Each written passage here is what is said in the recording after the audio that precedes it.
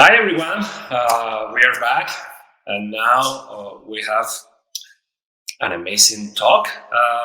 First of all, I want to say happy birthday, Lotus. How are you? Lotus, you are muted. You are muted. Please unmute your microphone. Thank you. Yes. I'm doing well. Thank you so much for being here. Lotus is one of the most talented person and HR pro, of course, that I've known this last year. She is very supportive, very kind. You know many things. She is the CEO and the founder of LB Talent Solutions. Wow, Lotus, thank you very much for being here. You are going to talk about intentional leadership that is so pertinent during this time because probably everybody is aware that we are living in a lack of leadership time, and we need to have these meaningful conversations about leadership. Lotus, thank you. This is your time. Thank you. I am so excited to be here. So thank you so much for the opportunity, and I love the conference, the summit so far, and everything that you're doing. So welcome everyone to the session today, and thank you all for joining me. We will be talking about intentional leadership, like Fran said, and what I really mean by that, you're going to hear me say this a lot, but it's about leading on purpose. I am Lotus Buckner, and I am the founder and CEO of LB Talent Solutions. I help individuals and organizations elevate their talent and leadership potential through career strategy, personal branding, and leadership development. I'm so excited for today's topic and for the entire BHR summit in the uncertainty that we're dealing with on a global scale, really, at this point. This is not more timely. So I remember being new to my career. I'm going to tell you a little story and we'll kind of get into the presentation here. But I remember being new to my career and I was so compliant. I was one of the compliant HR. I thought that's what it was about. My boss would tell me to do something and I would just do it. I didn't even think about it. I kind of just thought that's the way that work was and that's what it was about. And I remember the first time that I questioned something, and it actually did not go well. So I thought, okay, well, that's not how to be successful, I guess. And I was really struggling to figure out how to find my place in work. Then after a couple of promotions, I was asked to take on my first official leadership role, my first management role, but it wasn't exactly the most glamorous offer. So I was going from a peer to a leader and certainly did not have the support of all of my peers. My predecessor quit without notice, without transition, and on my first day on the job, I was about to inherit 50 additional people who were going to directly report to me, who were not hired by me, so they were probably thinking, what the heck, like, what did I get myself into? I have a boss and I didn't sign up for this, she didn't hire me, and I was told my team was the only team in the red on a project that we were doing on our goal assessment, and we were really putting the project at risk if we didn't turn things around. So naturally, I turned the job down. But they came back and asked me to do it again. So at first I was really confused, but I asked for a night to think about it, and I stayed up all that night.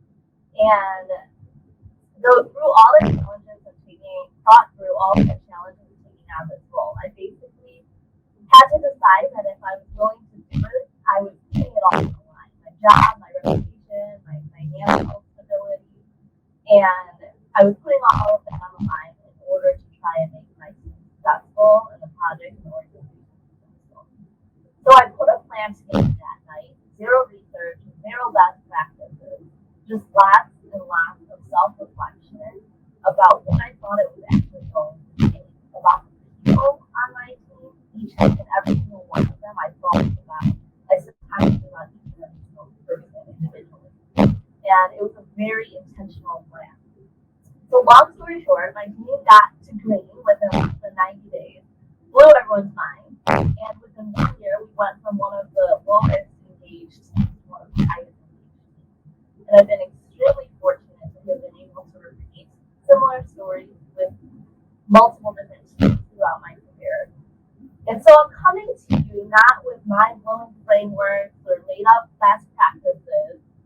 but from lived experiences, lessons learned, and lots of proven strategies. So today, my hope is that all of you will understand how to apply intentional leadership to your team after this session, that you will be able to obtain the knowledge to build highly performing. So lastly, I want you to be able to walk away with the motivation to create real change leadership.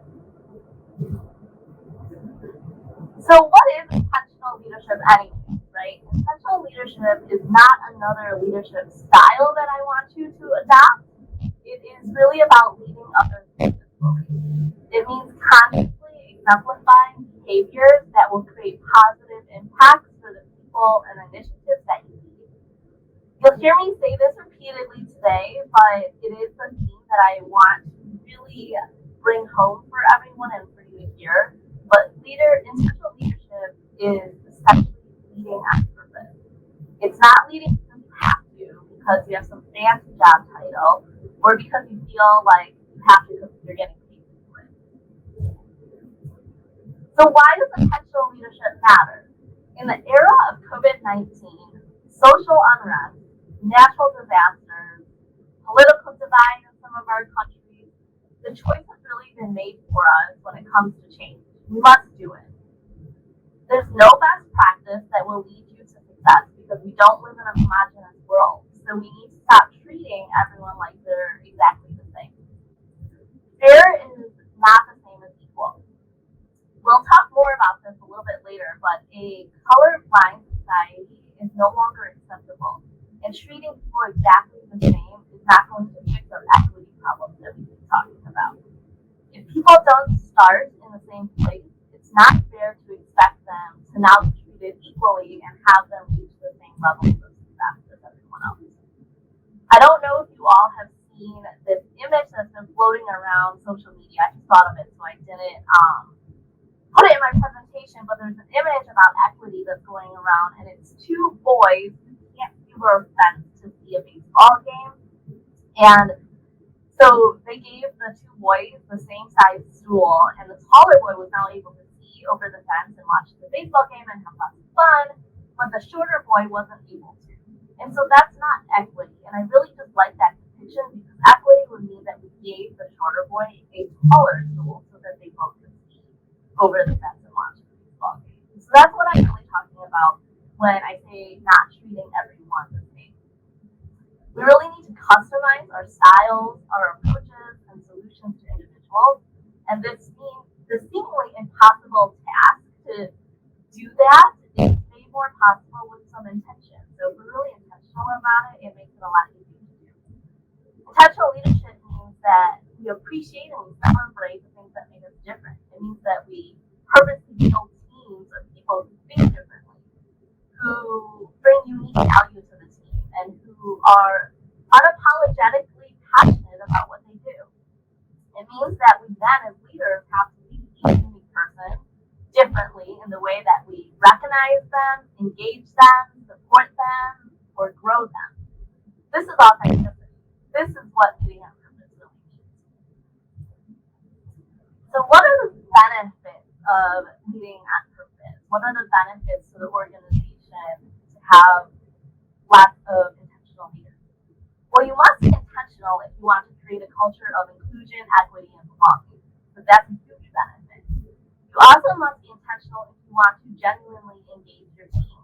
So if you really want highly satisfied, highly engaged teams, we have to be really intentional about how we treat them. And then lastly, you must be intentional if you want to get the most out of your people. And so high performance is a huge benefit to organizations. Okay, now I want some feedback from you all. When I say intentional leadership, what is one word that comes to mind for you? You can type it into the chat. What one word would describe an intentional leader, or really any strong leader for that matter? Drop one word in the chat. Let me see if I can see you all here.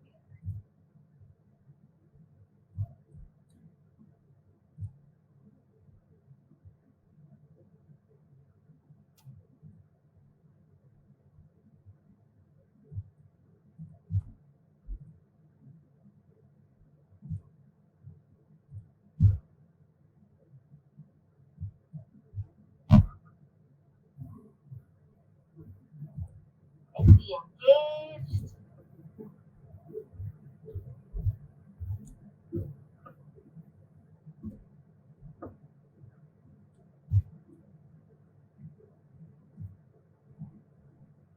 Empathy. I love it. All right, keep this coming, but I'm going to talk about 10 characteristics of intentional leaders. So this is by no means an exhaustive list because as human beings, we are much more than 10 things. But I think that these 10 characteristics are really core to what I've seen in intentional leaders who are really successful at what they do.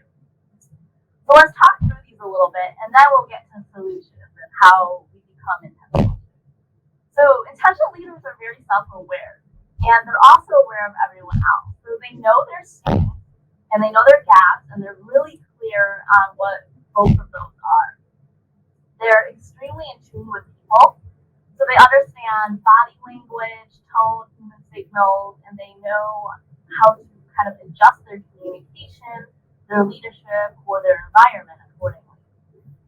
They just really know themselves very, very well, and that allows them to be extremely authentic people, which I think is really important. The second one is being growth oriented. So I'm sure a lot of you have heard of the growth mindset, and I think intentional leaders really embrace that growth mindset. They think differently.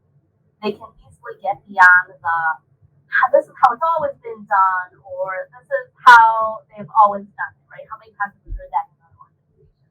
Intentional leaders know how to get past that. They look at everything and everyone, including themselves, as a really critical eye, which allows them to constantly evaluate and reevaluate everything around them to make sure that they are all moving forward and growing appropriately.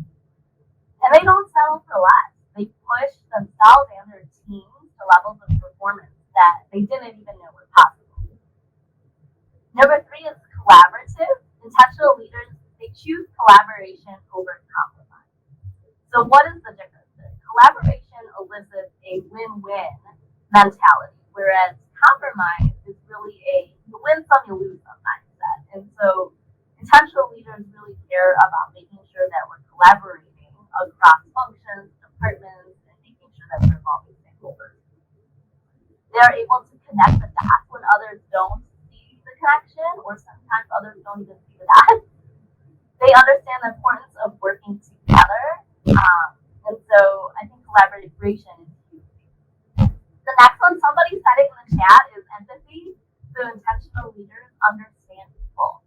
They have a people-first attitude, and they understand that each person is in a different place, and that we need to meet each of those people where they are. They get that life is more than just work, and they offer compassion so that they can meet people's different needs. They are highly ethical. So that's number 5.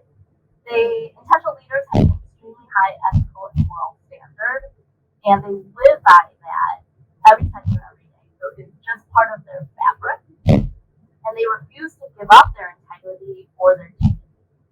They don't just do the right things, but they do the right things the right way. They are also admittedly human. People always look at me a little funny when I say this one, but intentional leaders are completely honest with themselves and others about not knowing everything. So they don't pretend to know everything, and they're very well aware that they have and that they will continue to make mistakes, but they don't let those mistakes get in the way of their leadership or getting things done. They admit to their mistakes and they apologize for them when appropriate, and they don't usually make the same mistake twice. And so they realize that they're not perfect humans, and there's no problem to fix that. Candid. So intentional leaders understand the importance of candor. They do not shy away from being respectfully candid because they understand that it's much more efficient and effective to communicate this way. Candor also leads to better outcomes because a culture of candor allows people to be authentic and honest rather than keeping something that could be helpful to the team or the organization just because of fear of hurting someone's feelings. So intentional leaders really value this realness within their team. Nimble and adaptable. Nimbleness refers to the ability to quickly think and respond to something. And then adaptability is the ability to flex and adjust depending on the situation. Intentional leaders can do both. They're quick on their minds and their feet. So they are great during chaos, confusion, change, emergencies, and pandemics like we're in right now. They're also able to flex and adjust in times of uncertainty. So they know how to lead a team through a storm as well as the calm before and after it. So I want to repeat that because I just think that's really, really important. Intentional leaders can lead a team through a storm as well as the calm before and after it. So many times when things are going well, we see leadership kind of thrive, right? We don't see as many issues in the organization, not as much pushback, not as much conflict. But when times get tough, that's when intentional leadership really matters. And so that kind of ties into the next one, number 9, which is relationship minded. Intentional leaders believe that relationships are the foundation for success. They know how to find relationships, build relationships, and nurture those relationships for the long run. They are often surrounded by a network of people who are willing to go to bat for them because of these relationships that they've built over time. And lastly, rational and strategic. So intentional leaders are both. They do everything for a reason. They're very thoughtful in their actions. They don't just do things. They're not reactive people. They're very much proactive people. And they often plan ahead of time because of their nimbleness, they can very easily adjust their plans in a moment's notice. And so they have that flexibility to be able to do that. So those are kind of the 10 characteristics that I think of as the foundation of what it means to really be intentional as a leader.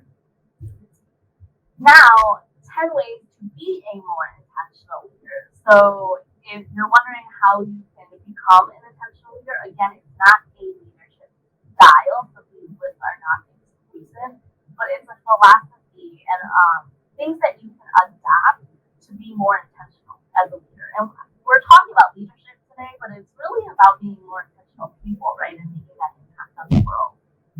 And so these are the 10 areas, but I'm going to dive deeper into each one of them. So the 10 are engage in self-reflection, think differently, act differently, hire differently, take risks, engage in feedback, and embrace conflict. I know that sounds contrary to what popular belief is, but we'll talk about that.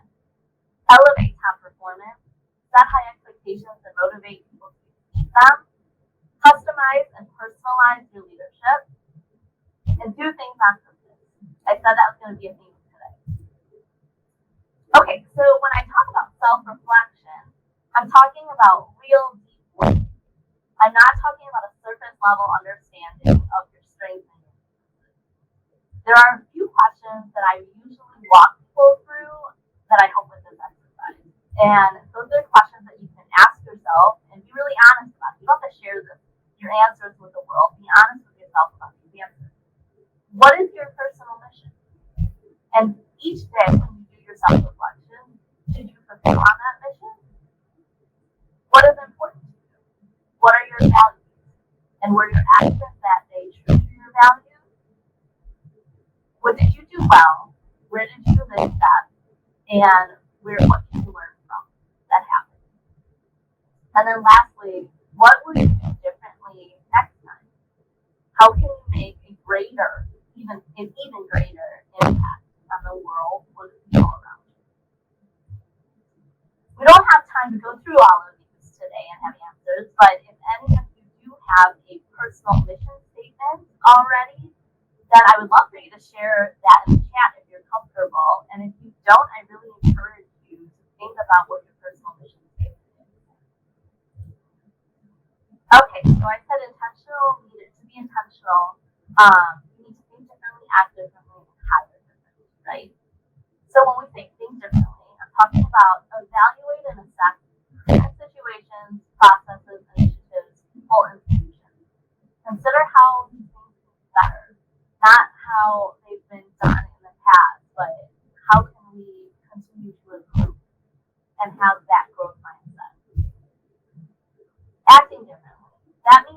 breaking the mold, going against the grain, changing the status quo. So now that you know how to think differently, how are you actually putting that into action? So it's about pushing to do things better in new ways and fighting for positive changes.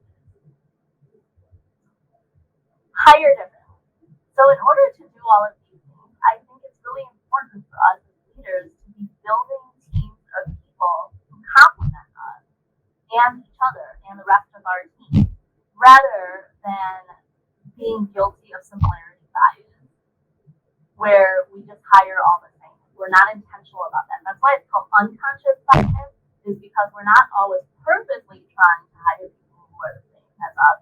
But if we are conscious and we don't make that a conscious effort, then that's what's going to happen. That's going to be the default. So it's important to embrace differences, because too much of the same can be really toxic to your culture. Okay, take risks, but for a reason. I don't think that we should be taking risks just for the sake of taking risks, but take risks that are necessary in order to move the needle on important or meaningful changes. So for some of this, it might have to do with something around COVID. For some of us in the U.S., it might be around a lot of social justice issues that we're dealing with. Be willing to stand alone, because leaders who are willing to stand alone often don't have to. Because when you're willing to stand alone, it means that you're standing for something, and people will follow. Because a lot of times the leaders who follow that way, but they are fearful of being alone. And so once they see someone take that lead, then it's much easier to follow them. So take the lead. Do the right thing, even if it means taking a risk. Okay, feedback and conflict. We'll love this topic. Let's talk about feedback first. So provide positive feedback when people go above and beyond, or they're doing behaviors that you want repeated in the future. But also provide helpful feedback when behavior needs to change, or someone is not performing as well as you had hoped. However, I caution that you should not give these pieces of feedback at the same time. So what do I mean by that? Has anyone heard of the sandwiched feedback model? So that means that you wait until something goes wrong, right? And you have to give someone some critical feedback. And the way you do it is you say something really nice about them, and then you say something not so nice that's negative or that's critical feedback, and then you say something nice again, and that's how you end it. So you sandwich the really important feedback into, compliments. And a lot of people follow that approach. And I really caution you not to follow that approach, because if you intentionally give people good feedback, you will get the change. Doing a sandwich approach is not going to get you those same results. So feedback should also be really timely, and it should be a two-way conversation. So it's not just about, I heard that you did something bad and now I'm going to reprimand you for it. It's really about having a conversation with the person, asking questions first to understand their perspective. So a very popular Stephen Covey quote is, seek first to understand and then to be understood. And so I love that. I think that's really important for us to do as leaders, especially in these difficult conversations. It should also be followed up with support for the person's growth, so whether that's resources, training, education, maybe mentorship or coaching, but make sure that you're supporting people if you're asking them to change behavior. And then lastly, it's about holding people accountable still for their actions and the feedback that was provided, right? Intentional leaders don't avoid crucial conversations or tough conversations, and they still know how to hold people accountable. So to be an intentional leader, you should also seek out feedback. So that's the last thing I'll say about feedback, is that you also need to seek it out, because intentional leaders have that growth mindset that I had talked about. So they're on a continuous journey for self-improvement, and they see this as a never-ending process. So they're always looking for feedback and always looking to learn how to do better. Embracing conflict is kind of the other side of this point, and what I'm talking about there is really addressing negative conflict on your team is really important. Whether the conflict directly involves you or not, it's critical to address any conflict in a timely manner, rather than avoiding it or prolonging it because you're uncomfortable with that conversation. However, it's also important to embrace conflict, and this is where people look at me because conflict has such a negative connotation to it, right? But I think it's really not all conflict is bad, and you have to remember that. Intentional leaders don't pretend that the best teams have zero conflict, but rather they encourage healthy conflict and healthy disagreements because that's actually how you get to innovation. That's how you get to better results. So it's important to also embrace conflict. Bring people together, engage in a productive dialogue about issues and conflict, set the expectations up front of, what you want people to do and what you want them to come away from. And maybe that is that I want, the two of you to come away with a solution that you can agree upon, right? Whatever those expectations are, set them up front. And as intentional leaders, we should practice the skill of facilitation because people who have a people first mindset, we often want to just fix things for people, right? Well, that's not always the best solution. So it's important for us as leaders to understand how to facilitate conflict, how to facilitate tough conversations, and not just solve everything for everyone. We want to help people be able to build those skills up themselves as well. All right, elevate top performance. So I keep saying fair is not always equal. And so think about it from a performance standpoint, right? So we might have some low performers and then some top performers. And that's a very generic way for me to describe it, but for the sake of this presentation. Because obviously you can help someone who's a poor performer but has the willingness to learn. And so there's a lot of dynamics between there.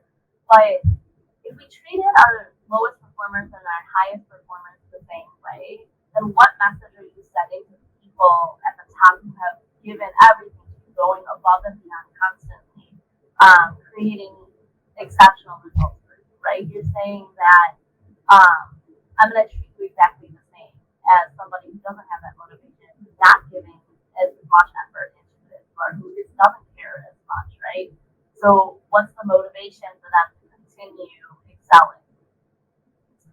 So the message here is really just to elevate your top performers. So if you've got top performers in your organization, make sure that you're sponsoring them, promoting them, expanding their scope of work, providing them more growth opportunities, recognizing and rewarding them, increasing their pay if you can, or offering them new projects and opportunities that will also help them grow. Okay, and then setting high expectations and motivating people to be able to exceed those. So I said this many times, but high performance, high inclusion, and high engagement, all of that requires having high expectations. You set the bar low, and that's what everybody on your team is aiming for, then that's as high as they're going to be. But if you set the bar high, then people are going to be pushing themselves to reach the higher goal. And it requires intention to be able to motivate people on your team to excel beyond those expectations that you set. So it's really important to understand your people and build those relationships so that you know how to motivate each person. Perfect segue. The next one, or the second to last tip, is really to customize and personalize your leadership. One size no longer fits all. I don't know that it ever did, but we used to operate that way. When it comes to intentional leadership, it's critically important to remember that one size doesn't fit all. Leading with intention means understanding that every person is different with different needs, desires, responses, preferences. Then it means purposefully customizing your leadership to these differences in order to engage your team members. It's about making each person feel like they belong and that their differences are embraced rather than problematic. does not mean that intentional leaders do not make tough decisions about their team.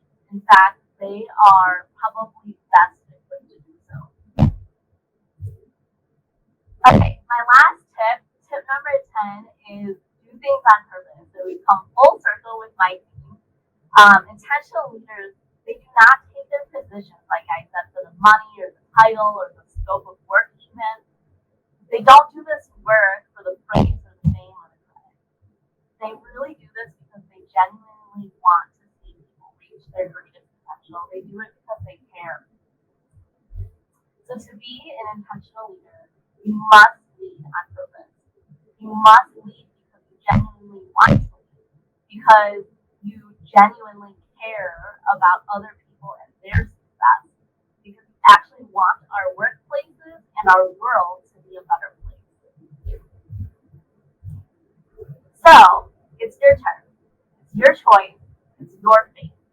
How will you lead on purpose? I'd love to hear any of your initial thoughts in the chat. Thank you so much for your time today, everyone. Again, I'm Lotus Buckner, founder and CEO of LB Talent Solutions. This is my contact info. If I can ever be of assistance to you, please do not hesitate to reach out to me. My website is there as well, and I'm on pretty much every social media platform, but certainly the big four. And I'm happy to take any questions you might have.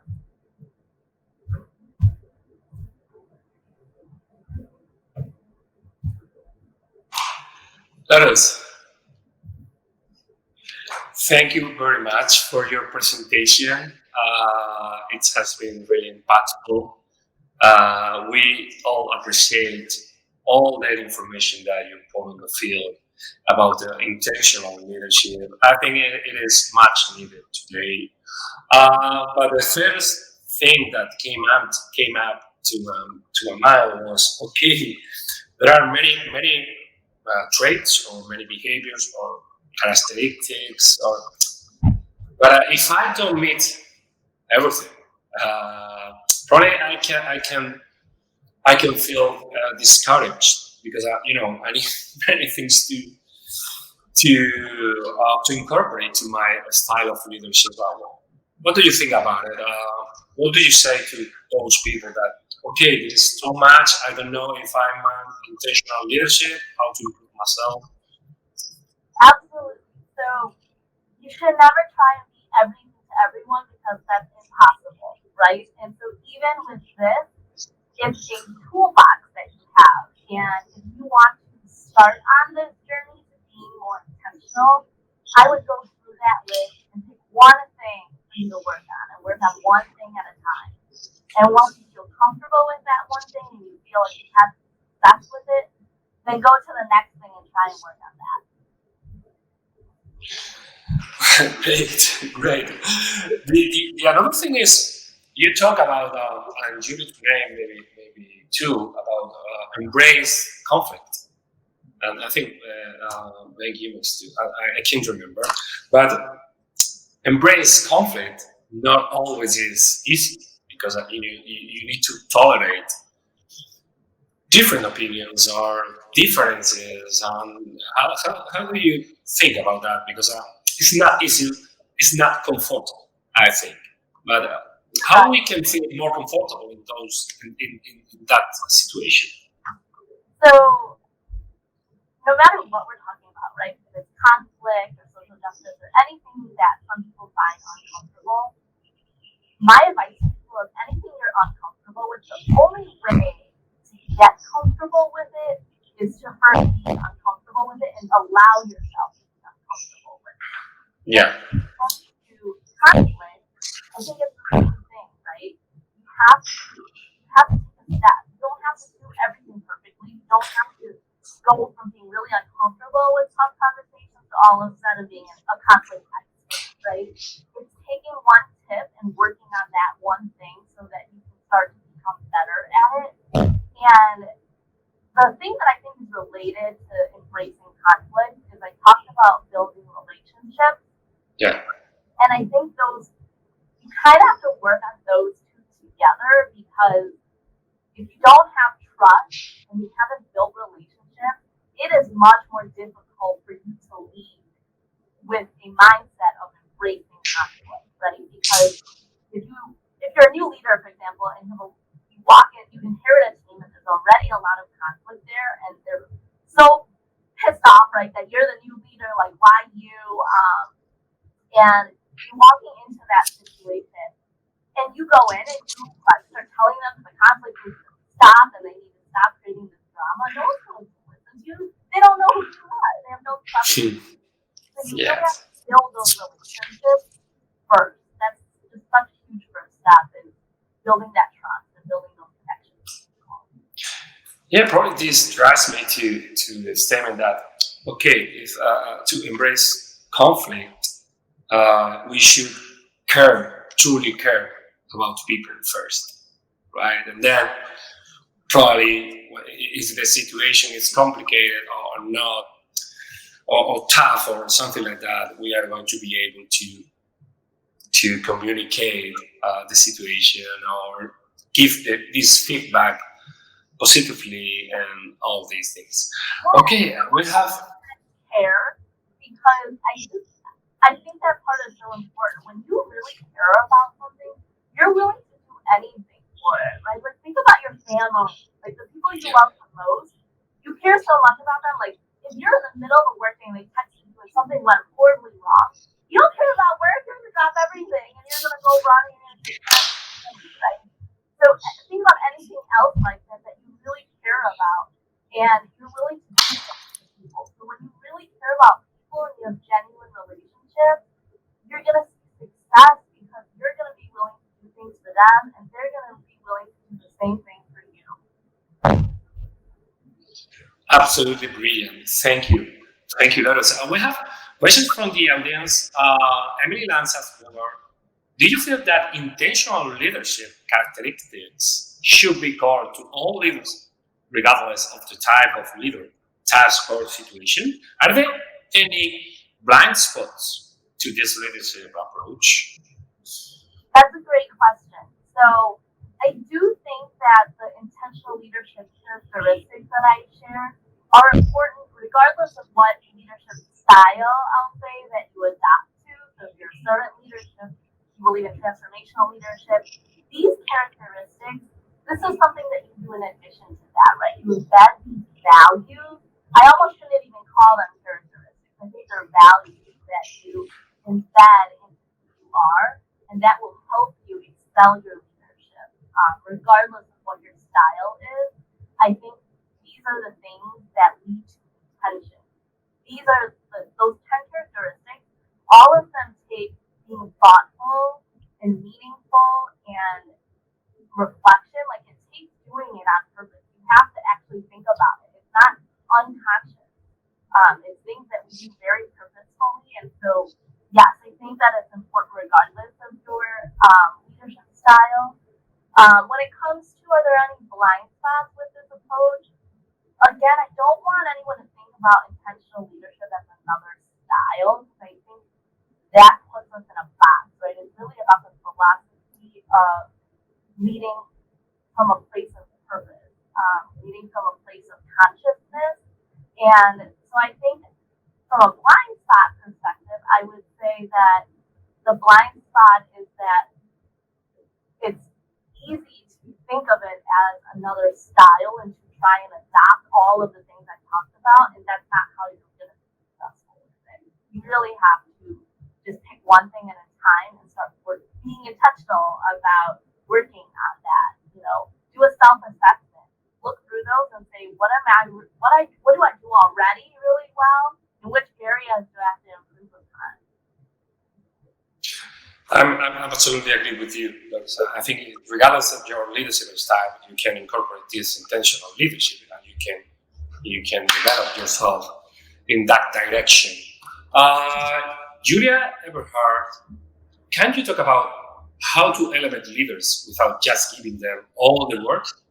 I've seen a small number of members of the team taking on the lion's share of work. Free riders from last presentation. That is a heavy question. Yeah. So that happens, right? Like that's real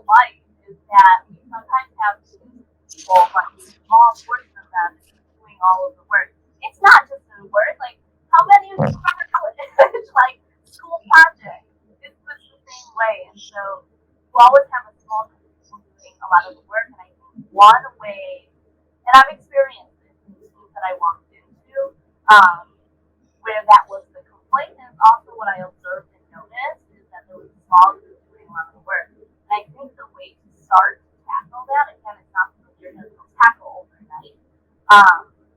The way to start, though, is to start having one-on-ones with every single person, including people who are not carrying their weight. Build that relationship with them so that you begin to understand what motivates them and why they may not be motivated to assist or to take on more work. And that can be a very empowering reflection exercise, right? And once you do that, once you kind of build relationships with every single person, including the ones that aren't carrying their weight, then you build trust and you can start to have that honest conversation. Once you have trust, you can ask more direct questions, right? If you, not you and I don't have trust, and I'm like, so I've noticed that you know, don't do anything around here. Why? Right? Like, you'd be super offended. But if we have trust and we build a relationship over time, and I think like, listen, man, this has kind of been the third project where you and I have talked about milestones, and it seems that you're not able to meet it the same way that other people are. How can I help you? What's going on? Is this something you want to talk through? That's a very different conversation to have, right? It's very difficult to have that with someone. It's much more uncomfortable to have that with someone that you don't have any trust with. So again, it's going back to build that trust first, build those relationships first, and then you can have some of those really direct, honest conversations, those candid conversations, candid to get you so far. Don't beat around the bush with your questions. Build a relationship, and then practice candor. Ask people, what's going on? How can I help? Wow, I love it. I love that approach. In addition, I would add, but because you mentioned that facilitation and collaboration, like better ways to elevate our leaders. If you foster collaboration, cooperation, trust, and facilitation, remove all those obstacles for doing a great job. Probably we are closer to be more intentional. I think it's okay, Lotus. Thank you very much for your time, because I know you are very busy too. It was so much fun. Thank you for having me. No, our pleasure.